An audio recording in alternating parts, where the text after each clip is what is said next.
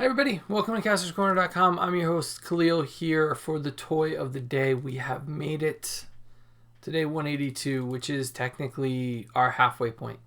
You can go to Castor'sCorner.com to see our archive as well as galleries of these figures. It's going to be a surprise tonight, not what you're expecting. You can follow us. We are at Castor's Corner on all social media, and you can check out the Cornercast podcast coming later tonight on Apple Podcasts. You can subscribe to that. Weekly episodes every Monday. So, 182 days of toy of the day, 6 months, day in, day out. I record a video every day talking about something in my collection. And so I got to the point where we are in the May, June lull of action figures. There are new Transformers starting to hit. There's new G.I. Joe coming out. There's just a lot. There's a lot of stuff coming in the next few months. There's new Marvel Legends coming, of course. But we're in this kind of like lull. And so I had reviewed everything in this room that is new. And the original plan for this was I wasn't doing enough reviews, and I thought if I come on live, talk about the toy, I can put it away and do the review. And it has grown to galleries and Instagram posts and a bunch of different avenues that this works with. But I hit the lull where I was out of new toys. And yes, Diamond sent us some new stuff, so I've got John Wick coming tomorrow. But I was actually really out of new toys. And so I was going to go back to 2020 and start working through what I got in 2020, which is the original plan for this, is to kind of move through 2020 and 2021, and by the end of this year have reviewed every toy I've bought for the website. And so I told our friends DJ and Jesse, and DJ's idea was like, don't do 2020. Don't bother. Like, you can do those eventually, but go back to the beginning. Do toys that really have not gotten YouTube reviews ever. I mean, somebody might have done it, but we're going to take a walk down memory lane. And so the idea was to go as far back as I possibly could for me. And so recalling the story of the first action figure I remember getting or having, that might not be true now that I think about it. But the first one that I was like, I need that. It wasn't just something somebody got me. I need that thing, and I want all of them. Happened in 82 or 83. So I was like 3 or 4 years old. And this is the sound that I have tried to recreate in many videos, but I don't think I really did it justice. But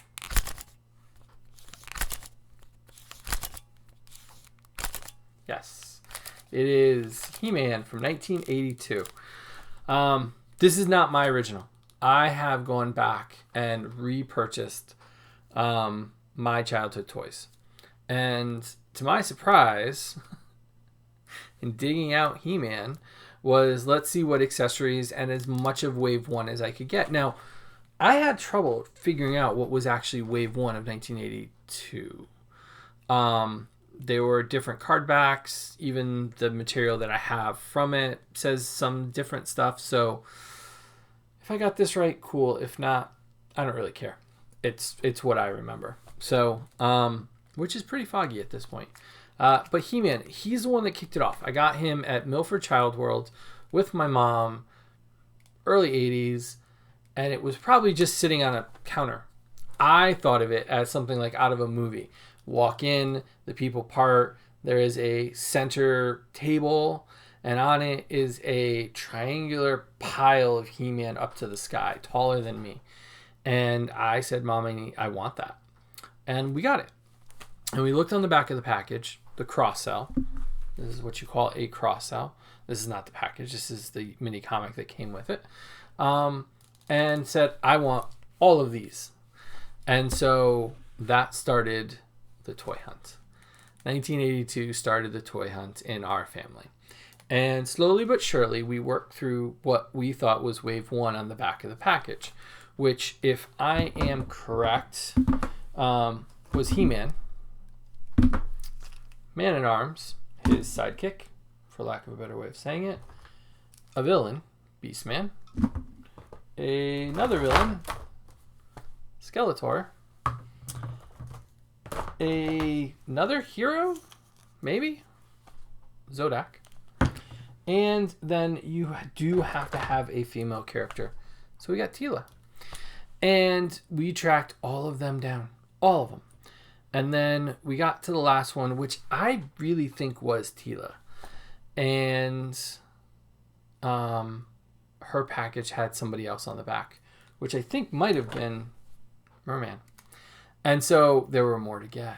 And my mom was like, oh, we're done. No, back of the package, more toys, more figures.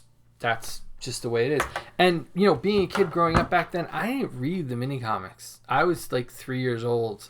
These just went in a bin somewhere.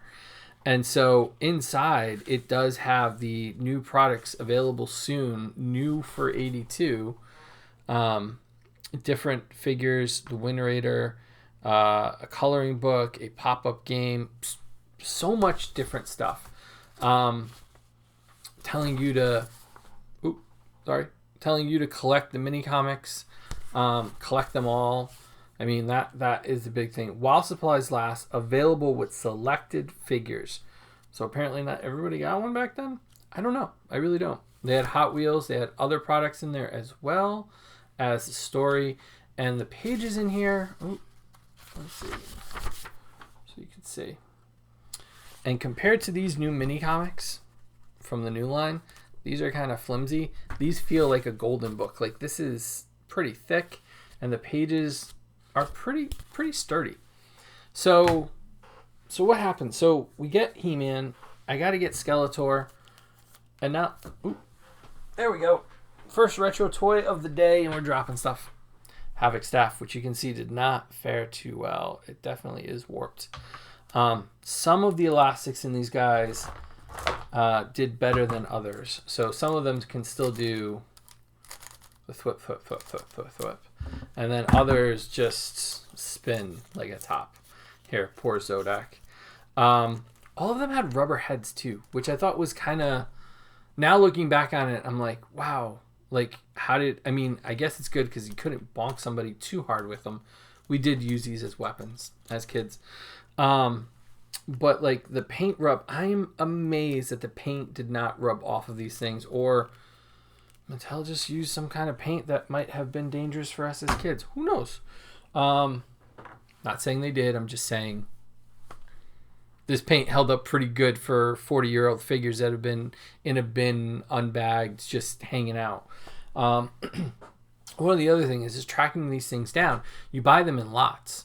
And in buying these in lots, well, I ended up with not one He-Man, not two He-Man, but three He-Man with a power sword and his shield.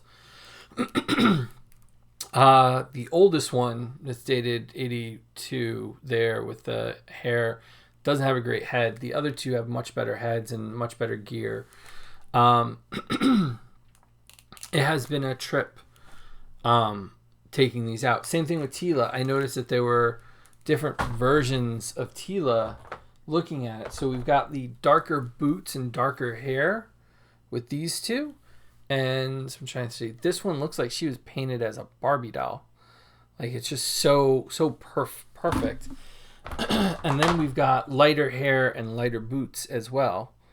So you can see the difference between the two. She came with a staff and shield, and I tried to put her snake armor on there, but that plastic did start to crack. You can see it is cracked there, and this piece right here started to crack. So I decided we can show you what the snake armor should look like, but we're not going to put it on. So we tracked all these down, and my mom and my aunt Tita, they tracked these things down. They got every single one of them, from He-Man to Mossman to Eternia to Castle Grayskull. Uncle George got me Snake Mountain. The whole family was in on it, and they just kept buying them. They kept buying them, and I kept playing with them. Saw the movie and everything, and I am still buying these things. And you can see the variants too. So one Skeletor has painted, other one or not painted, other ones are full. So there are differences. This is a much brighter purple, whereas this one is a much deeper, darker purple. So there are clear differences between some of these two, which is interesting. And I'm sure somebody out there knows why they're different and why they look the way they look. But I just have memories of them as the thing that kind of was like that started the trend. Like this year it was HeMan. The next year it was something else, and the next year it was something else, and the next year it was something else. And got it all. Just it was Pokemon before Pokemon. We got to get them all, and we did. And well, at least I did. From Eternia to Hall of Justice, which is right above me, to any number of other things. My mom and aunt really fostered this idea of collecting in me, and not keeping them in good condition. I chewed on mine. I threw them around. They came in the car with me. They came in the bathtub with me. They went everywhere, and they held up. I mean, when I got rid of them, when I threw them out as a teenager, they were still in good shape. And then, like 6 years later, when I had money and a job, and eBay was around, I started tracking these guys down and got doubles and triples and got a lot more down there. We got vehicles, we got Castle Grayskull. We got a lot more fun things to talk about on Retro Toy of the Day. So when I need a filler, when I want to talk about history, we're going to pull out the old collections from Silverhawks to Superpowers to Bionic 6 and Visionaries and all those different Transformers and all those different lines. Some of them will be original, some of them will be remakes. But we got a lot to talk about. We got a lot of fun stuff to dive into. So this is what kicked it off. This is what started Castor'sCorner.com 39 years ago. And it is still entertaining me and my time to today. So thank you, Mom and Tita, for making me nuts about these things. And so thank you guys for watching. You can check out a full gallery of these guys tonight on Castor'sCorner.com. There's a link in the profile. You can follow us. We are at Castor's Corner on all social media. And you can check out the Cornercast podcast up on Apple Podcasts. New podcasts every Monday night before midnight. So they'll be up for your Tuesday morning commute. Thank you guys for watching another toy of the day. First of our retro toy of the days here on Castor'sCorner.com. Have a good night, everybody.